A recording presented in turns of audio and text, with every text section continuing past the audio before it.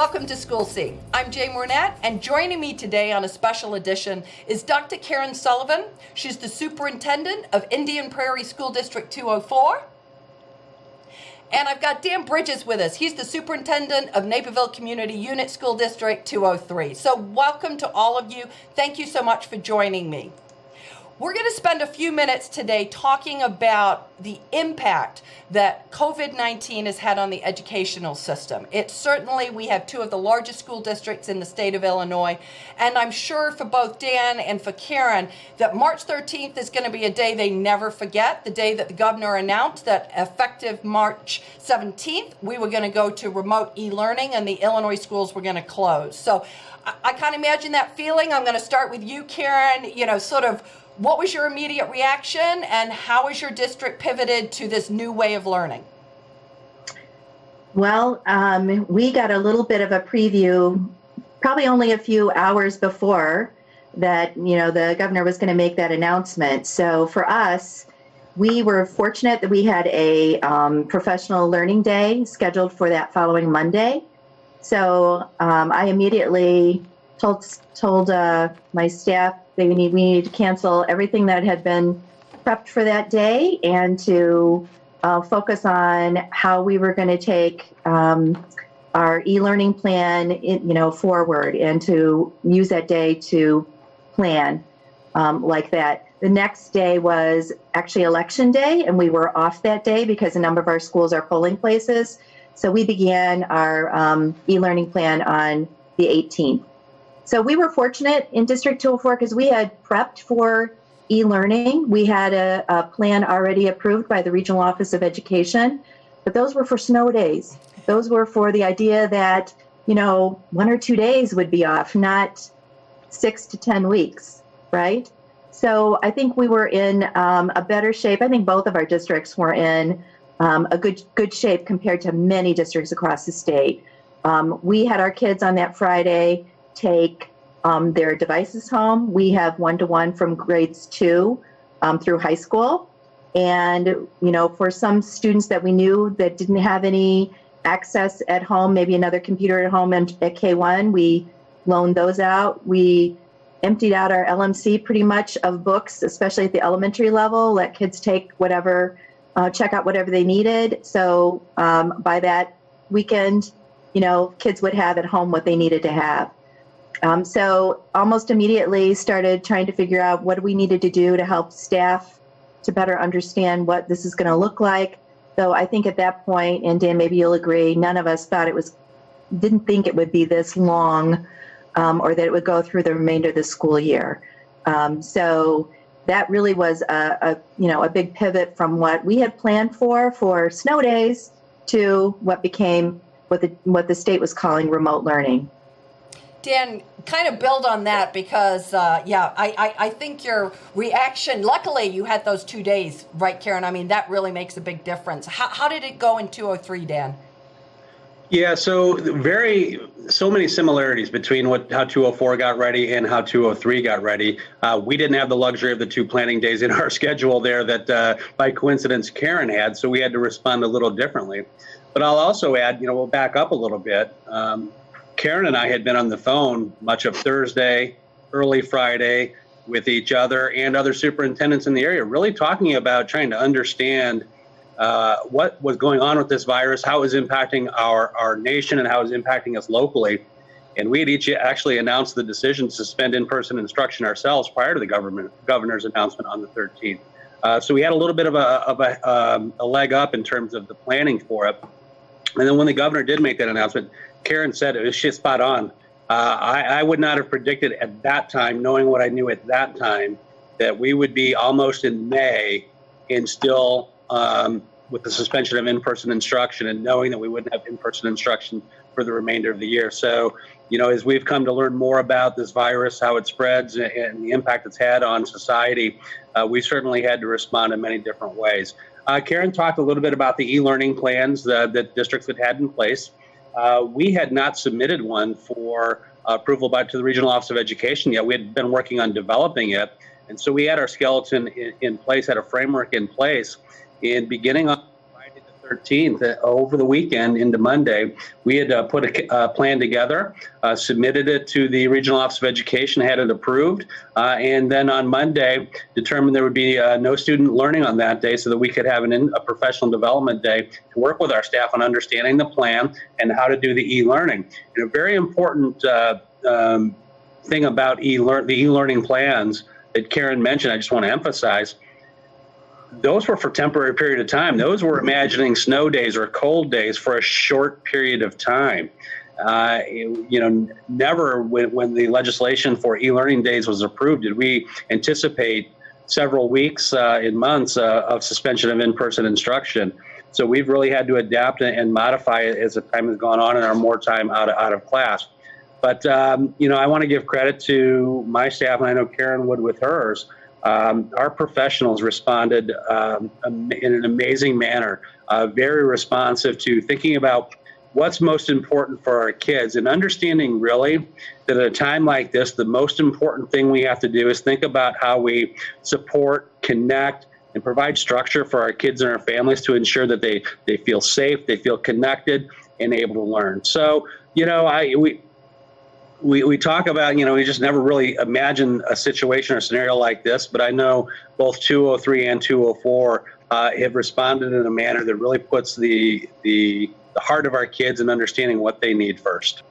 Well, and I think, well said. I mean, I think, you've had to very quickly get into a completely new way of doing business, if you will. And for those of us who are not in the school system, we don't have kids coming home, you talked about those e-learning plans. Give us a little bit of an idea of what that looks like at the different levels, right? Because I think for many of us, we can sort of imagine what that might look like at a high school level.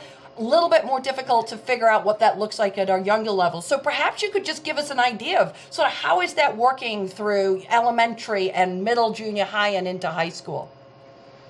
Dan, do you want to start us off? Yeah, sure. When we, at the elementary level especially, our primary focus really has been kind of designing instruction primarily focused around math and literacy. In terms of the majority of our time, but again, with that focus and a lens on ensuring that we're caring about the social emotional needs of our kids.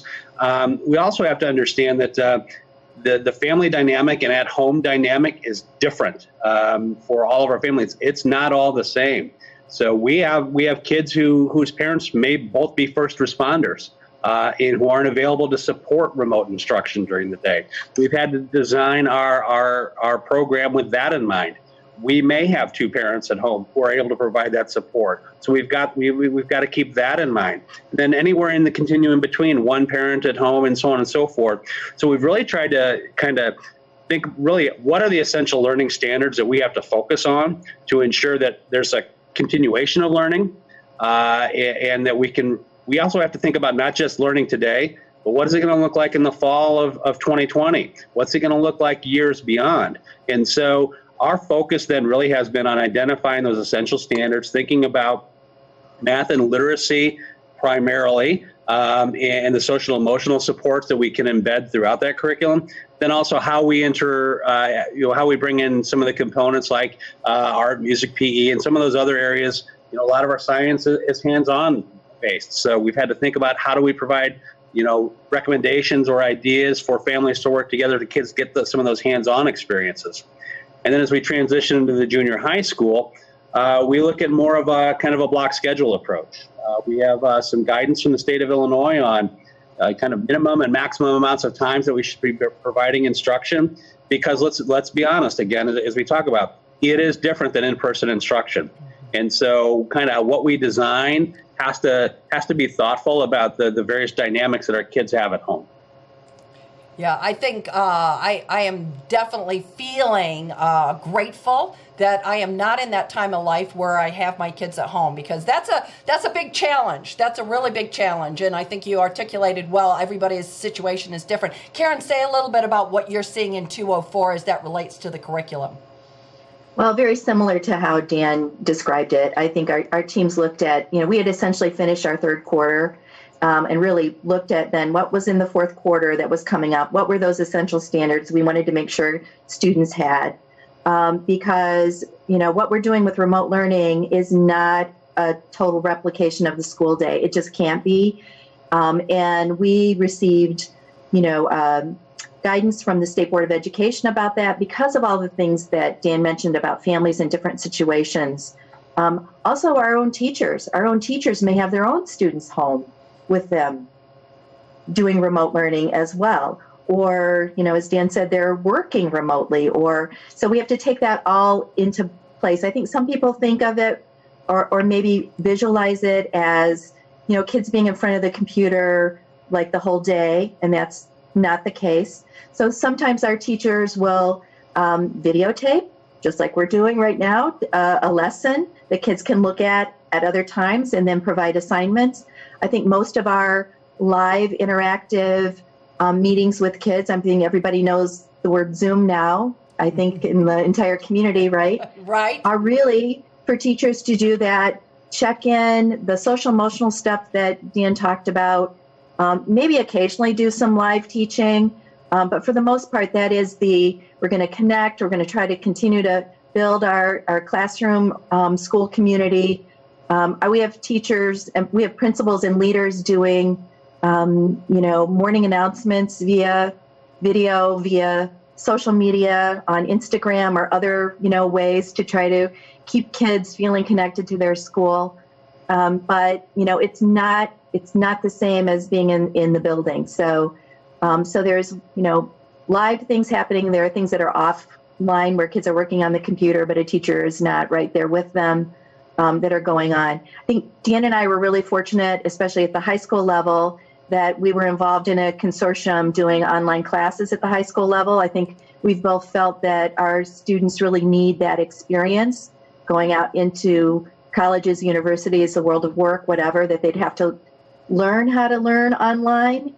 And so we had some best practices on online learning that we've learned through that our team took some of that and shared that with our teachers, throughout the district. So it's different. I will share for K1, and I don't know what you guys are doing with K1, but, K1 different, while we're still doing some Zoom meetings for our, teachers to try to connect with the kids, we did deliver learning packets for those students. So they have some paper pencil kinds of activities. So that's a piece of what that looks like. But second grade on up, really most of it is being delivered, electronically one way or another.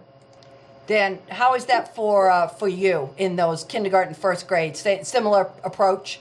Yeah, very, very similar. Even thinking about our early childhood programs too, it's just that, although our kids today are digital natives, right? They've grown up with technology a part of their life. A 5-year-old kindergarten student navigates technology a little bit differently than our seniors in high school, right?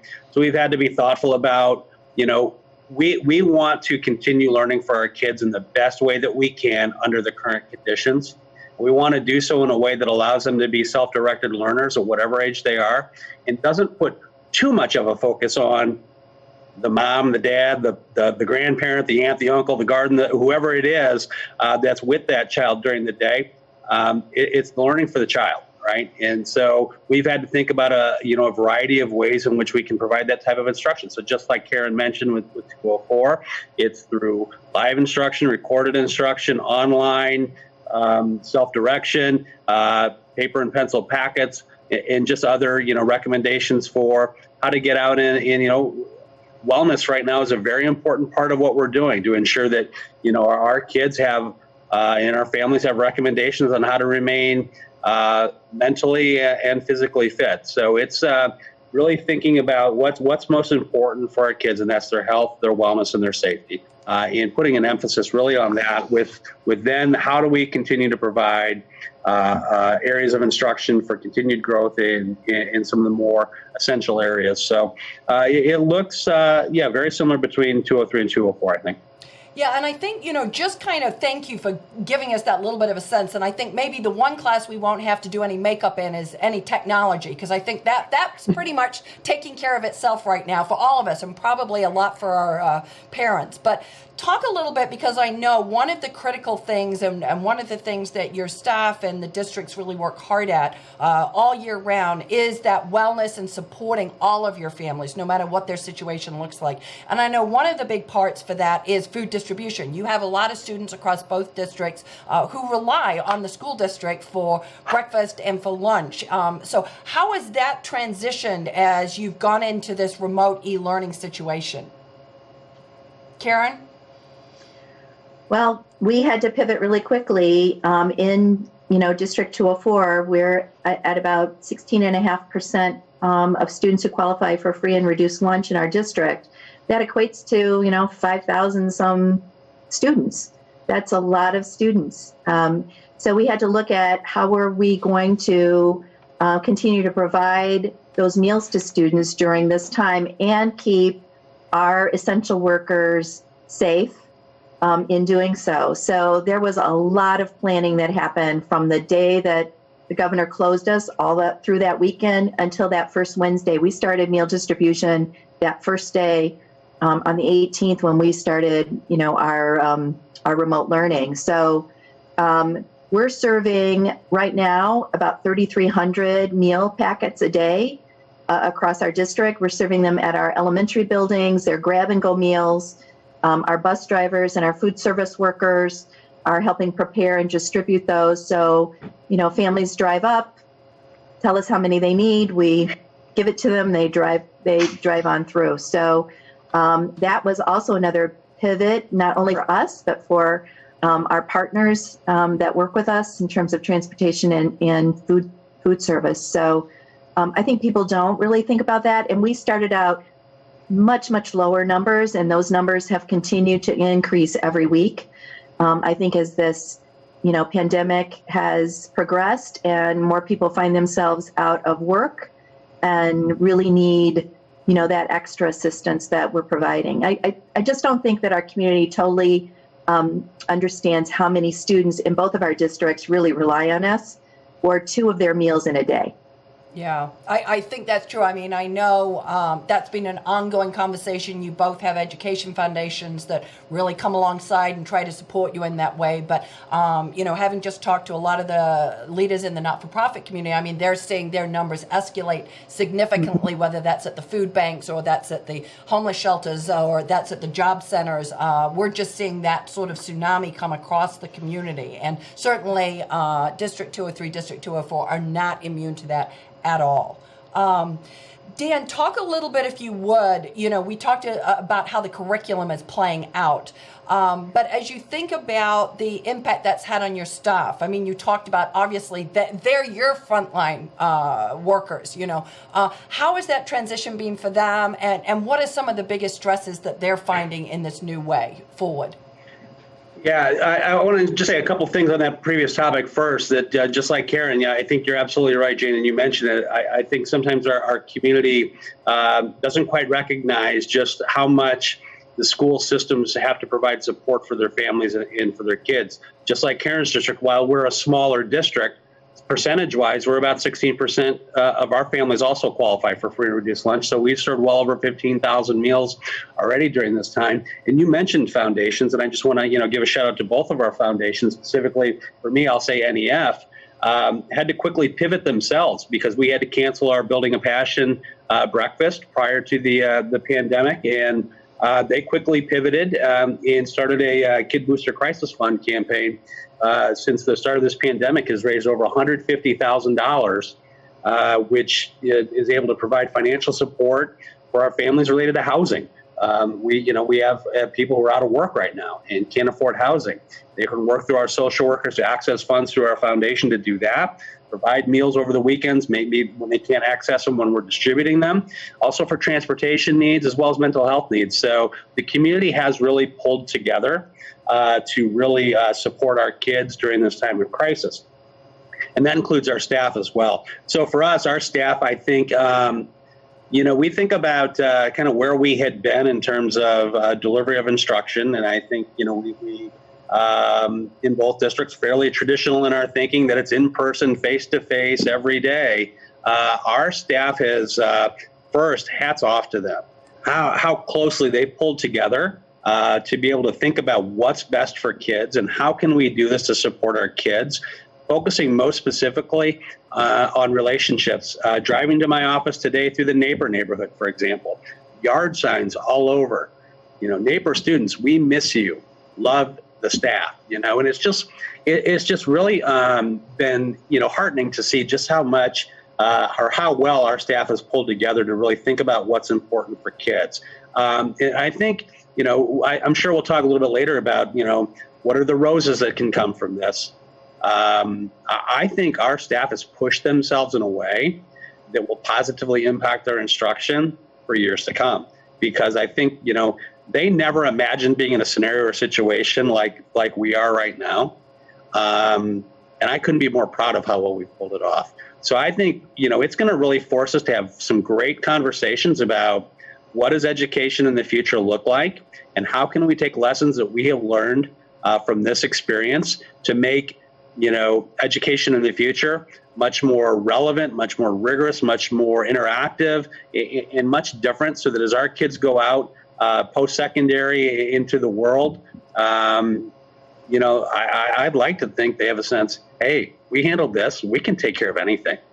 I think that's really well said, Dan, in the sense that I think everybody has everybody just got dumped in the hot water. It's like the old biology experiment, right? You put the frog in the cold water, bring it to the boil, you got frog's legs for dinner. You throw the frog in, it leaps right out. And I think everybody's had to really do that in their businesses, whether that's education, social services, just restaurants. Everybody has had to really figure it out. And pull together. Karen, talk about your stuff. I mean, you've got a huge number of people. And again, when we talk about stuff, I think oftentimes people immediately think about the frontline teachers, but you have so many other professionals that work to support that in-classroom learning. How is it being in your district, and what are you seeing from staff? Well, same as Dan. I mean, I have nothing but, pride for what's happening with our staff. They've all really jumped in, and I think the idea that they know that the social emotional needs of our kids really come first, and they've really jumped in to try to make sure that that's the case. Everybody's looked at what their role is and what they need to do to be a part of that, whether they're a counselor or a dean or some of the people that you talked about that aren't necessarily always right in front of students in a classroom. Everybody has a role to play in this whole remote learning piece, whether that's following up on students that maybe a teacher hasn't heard from in a couple days, or working with our students with disabilities, which is really a struggle during these remote learning period times, because some of the services that our students need are just very difficult to do, remotely or through teletherapy or those other kinds of things. So really getting extremely creative about how we can deliver instruction, deliver other kinds of services, how we can make sure that students are okay, and if there are any other supports that they need, that we can get them those supports, whether that's something that the school provides or something outside that one of our perhaps not-for-profit partners helps us with. So I think everybody's really rose to the task. I will tell you, the day that the governor announced that we weren't coming back was probably the hardest day our staff had. Dan, I'm sure, agrees with that. Teachers really had this vision, I think we all did, of at least coming back to see our kids one last time. I think that was really hard for them, but I think they took a day and then they were back up at it, right? Yeah. So we have to support our kids. We have to get through this. So I think, we've had to figure out how do we support our staff through it, because they're grieving just as much as some of our students are about not being able to come back. Yeah. I think, obviously, and you just sort of touched on, that's got to be one of your biggest challenges, right? Because as you said, you may be a teacher, but you're also teaching at home yourself. A lot of your staff is also, I know, Dan, you're doing, a lot of people are having to do that themselves while trying to work. So, even just on the things of dividing out the house, how does that work? Do you have internet connection? All of these kinds of things. Lots and lots of challenges. Talk a little bit, because we've talked about staff and we've talked about students, but we've got sort of the third leg of that triangle, right, which is the parents. how from both of your perspectives, just a little bit about how you've seen that parental response to this new situation, because obviously that is having a big impact. Dan, why didn't you kick us off?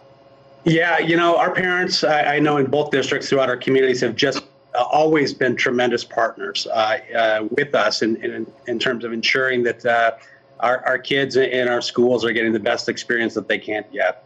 And obviously, our parents have had to really step up as our educational partners during this crisis, and they have done so remarkably. None of us as educators, we didn't ever ask to be in a situation like this educationally and have to deliver instruction this way.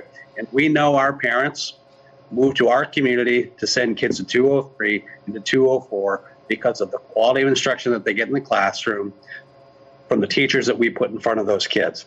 And so to have that kind of pulled away from them and a lot more responsibility for that part put on the parent on day to day, I couldn't be more grateful and thankful for how well our parents have stepped up. Our community has been overwhelmingly supportive, grateful, and appreciative of the efforts that we have brought, and I am so grateful to them for that. And I think for our parents, though, just like us and like our staff, Friday, March 13th, I was kind of what does this mean for me now? And then as we've kind of progressed through this, in our stay at home has extended, our roles have changed. And, I think I appreciate and I empathize with the parents on what is this going to mean for my child long term, and how is this going to impact my kid. My household has 5 kids right now, a junior in high school, senior in high school, 2 sophomores in college, and a senior in college. So remote learning is taking place full time as well for me, with a lot of questions. As I said, 2 seniors, 1 in high school and 1 in college. They didn't ask for this. This is not the senior season, senior year that they expected.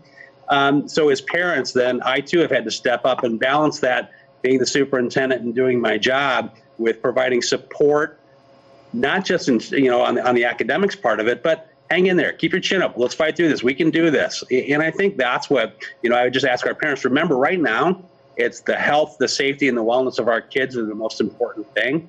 Our kids are resilient. Our kids are the lessons that they're learning through this crisis right now will be with them forever, and will be things that make them stronger, make them better problem solvers, more complex thinkers. I mean, this is not the type of education we planned for, but how our families and how our kids are responding to it, the support of our staff in both of our districts, I'm really excited for the things coming in the future, to be honest with you, because, they've had to really tackle a very difficult situation, and as families, they've done it remarkably. Yeah, I think, you talk, and we kind of talked a little bit about lessons learned. And Karen, I'll let you kind of chat a little bit about the parents and then maybe transition us into, we've talked a lot here at the station, and we talked in the social services about the importance of debriefing when we get done with this, and the importance of really figuring out what are the new things that we're going to take forward that will make us better, stronger, faster, all of those kinds of things, more empathetic, et cetera. What have you learned and what have you seen from your parent community, and what have you learned in District 204 as you've come through, now going on 6 weeks, and as you said, without the ability to have closure for your families, and I'm sure that's one of the larger challenges.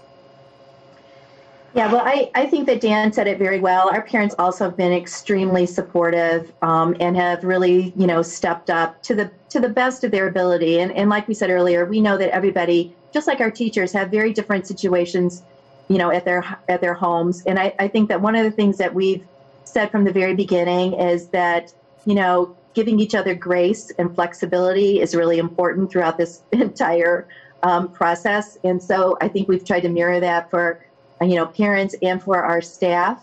I think our teachers, or our staff, or parents, have had a new appreciation for what some of our teachers do, which I think has been, very nice. And they've certainly expressed that to our teachers. I think that there's, a number of lessons learned with this. While I think both 203 and 204, we're well ahead of the curve of many districts in terms of, e-learning and, using technology appropriately in, education. This has thrown everybody in to the pool, to the deep end of the pool. So I think we have people, exactly. So those who maybe were staying over on the shallow end have, learned an incredible amount about what can be done to enhance learning, that I think this is going to impact our classrooms forever.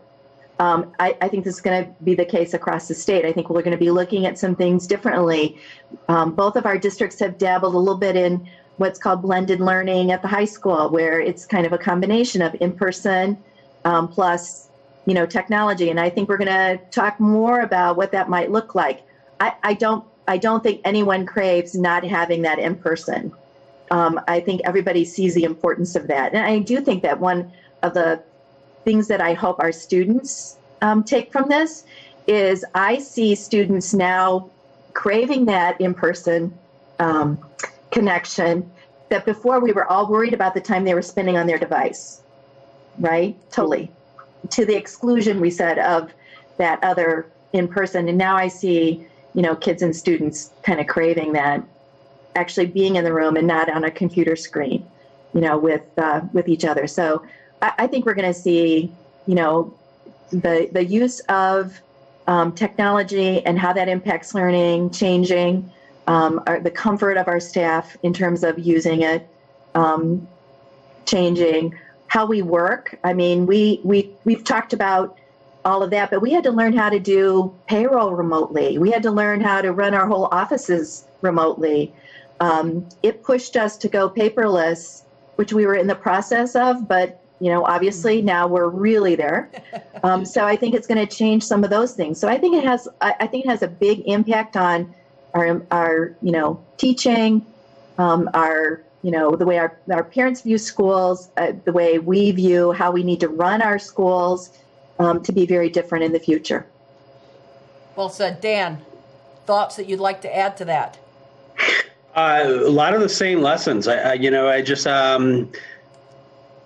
We're hesitant, I think, to really, in education, look at some of the things that we do differently, right? And I think from an operations standpoint, I think we have the opportunity now to really say we were put in a situation where we were forced to do things differently, and we've responded so well to it. What lessons can we take from this? People don't have to necessarily be in the office every day now.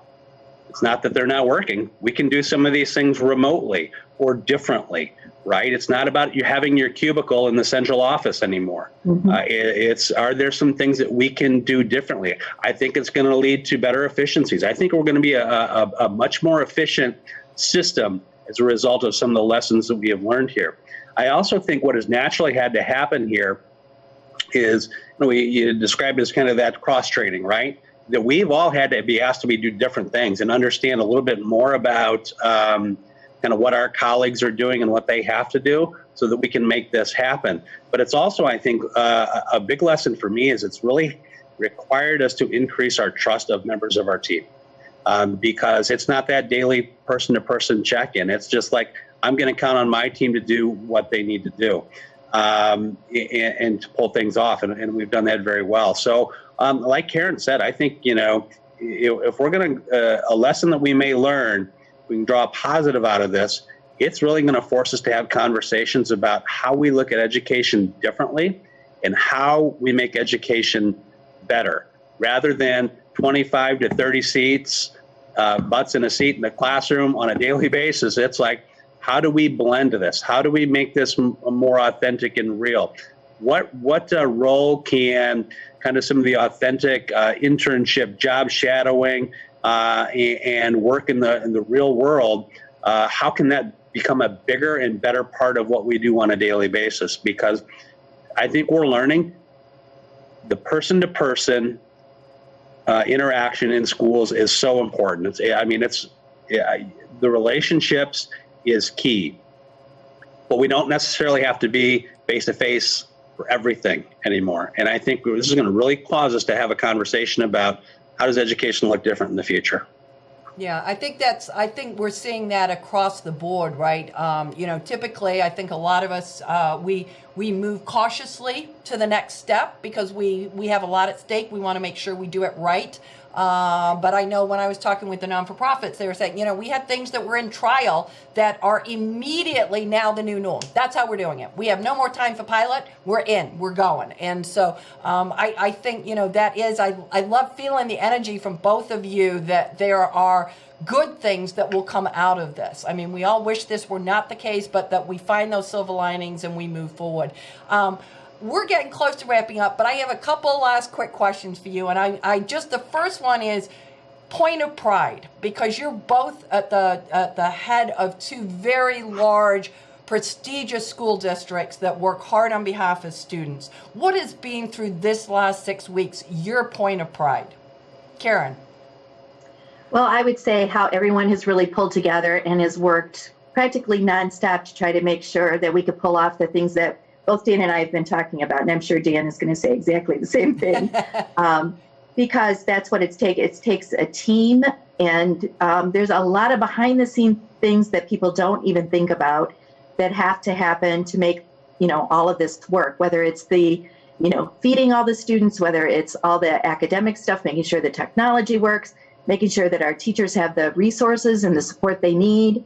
When they have questions or need things. There's just a ton of things that are happening. How are we closing up the school year? How are we doing all those sort of end of the year things remotely? How did we learn to do all these things remotely? So it's just really how everyone from our custodial staff, all the way through our central office staff have, taken this on and have worked to make this work. We're really fortunate, I think, to be in this community that has supported education for so long.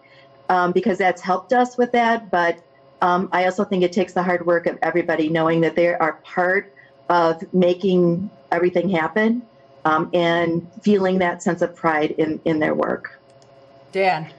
Yeah, biggest point of pride for me is the people without question. It hangs on the poster behind me here. An exemplary school district is the result of a collaboration among its students, its staff, its parents, and its community.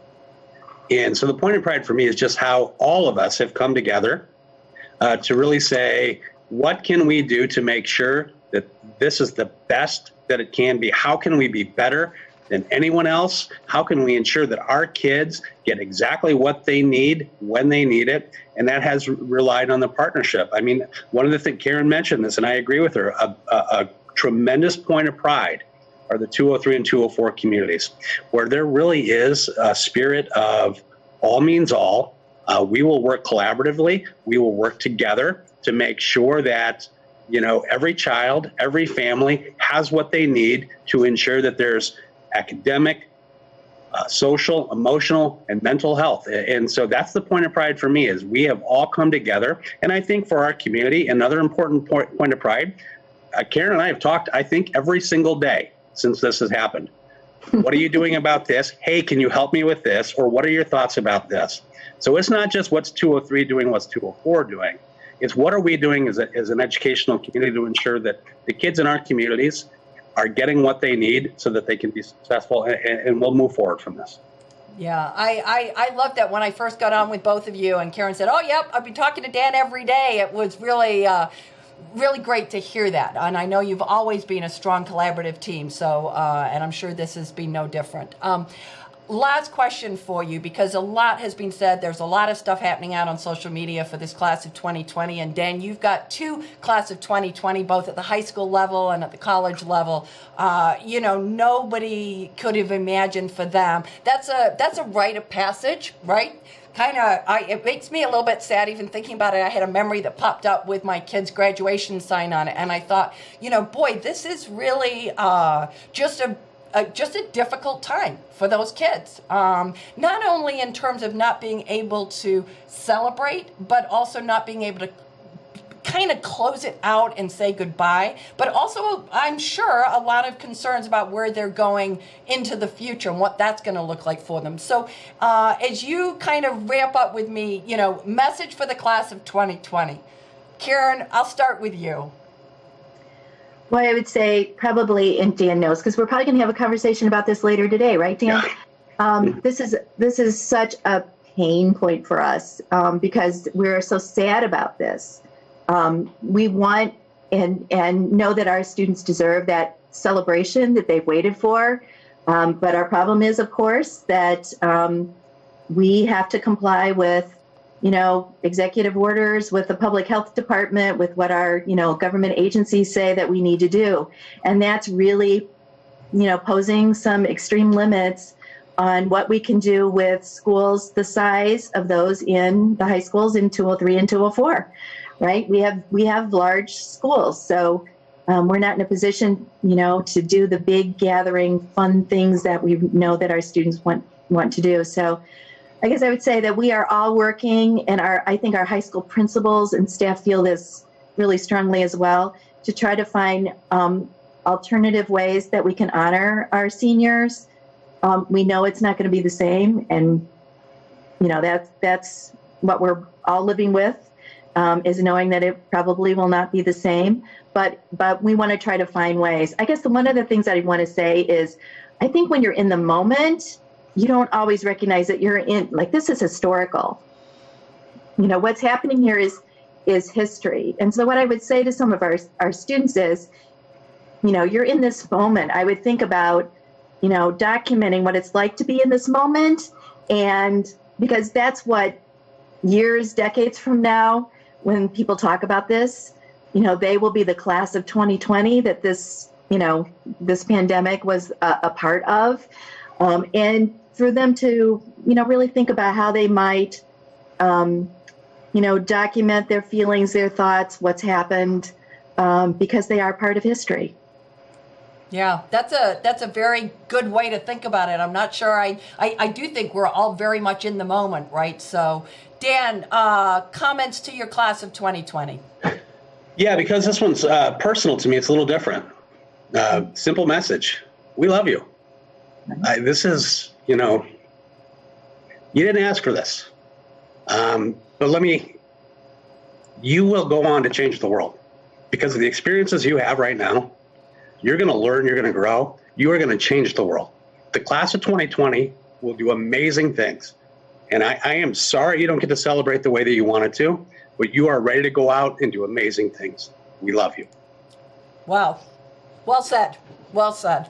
I want to thank both of you. I know your days are extremely long and you have lots of things pulling at you. I want to thank you for spending a little time with us, giving the community at large a little bit of an understanding of what that pivot looked like right when it started back in mid-March to what it looks like today, to really the feelings that I'm sure you're expressing on behalf of your students and your staff and your parents as we close out the academic year of 2019-2020. On a personal note, we wish the class of 2020 all the best. All the best. Your journey is going to take you lots of places, and we are excited to see where that is. We look forward to continuing to work with you, District 203, District 204, as we work as a community to educate that next generation who are going to go on and will be different because of this defining moment in history. So thank you for your time. Thank you to our viewers. We appreciate your support of NCTV 17. Please stay connected with us, informed with us. Let us know what's going on at your place and in the community, and we'll keep working to keep you informed, connected, and engaged with us. Stay safe. Thank you. Thank you, everybody.